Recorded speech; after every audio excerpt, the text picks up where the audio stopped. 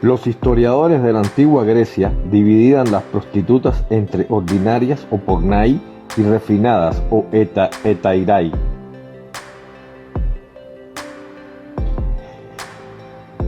A diferencia de las pornai que trabajaban en burdeles o en la calle con un gran número de clientes espontáneos, las heterai solían tener pocos clientes, a veces no más de uno al mismo tiempo, y rendían servicios exclusivos durante largos periodos.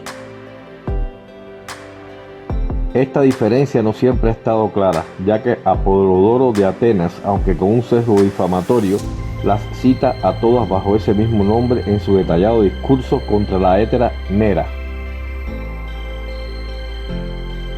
Tampoco está claro si una prostituta podía convertirse en hétera o viceversa, si había distinción entre ser mujer libre o esclava a la hora de ejercer de cualquiera de ambas, o si el oficio de hétera siempre conllevaba trabajar para sí misma en lugar de para una casa de proxenetismo.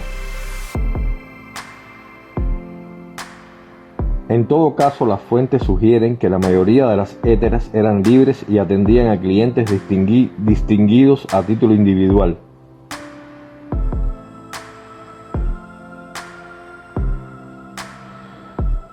Contrario con la mayoría de mujeres de la antigua Grecia, las héteras recibían educación, poseían independencia económica y podían alcanzar un gran poder social. Eran las únicas mujeres que podían participar en reuniones festivas de políticos, filósofos, artistas y eruditos, siendo sus opiniones y creencias muy respetadas por los hombres.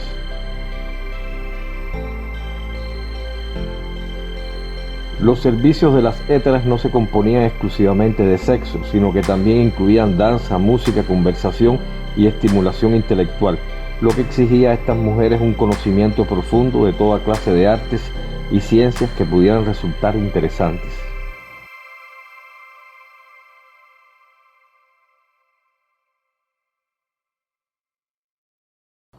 En ocasiones el sexo ni siquiera constituía el núcleo de su atractivo, sino que atraía mucho más por el resto de sus talentos para brindar una compañía agradable, incluyendo las relaciones sexuales solo de manera velada y personal.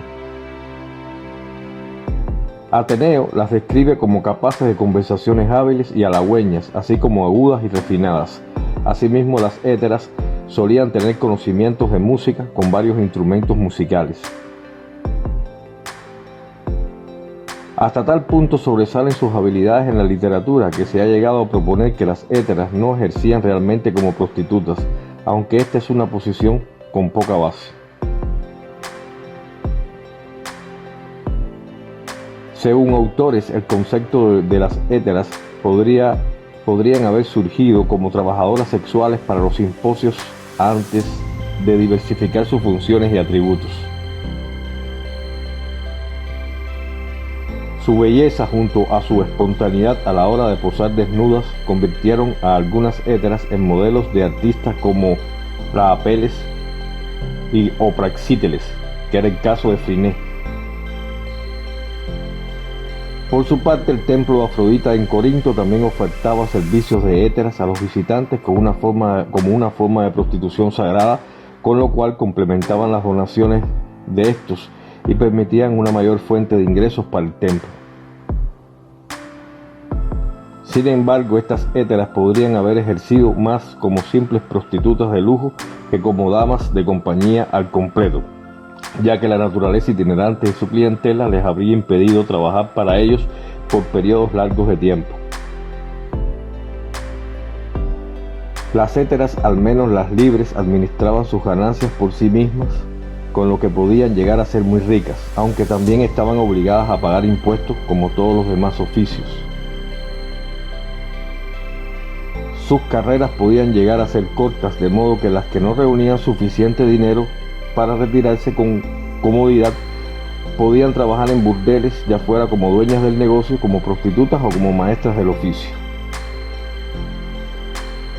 Todo sobre historia y cultura universal en el canal del maestro. Lo invito a suscribirse, a compartir y a darle like a los videos. Muchas gracias.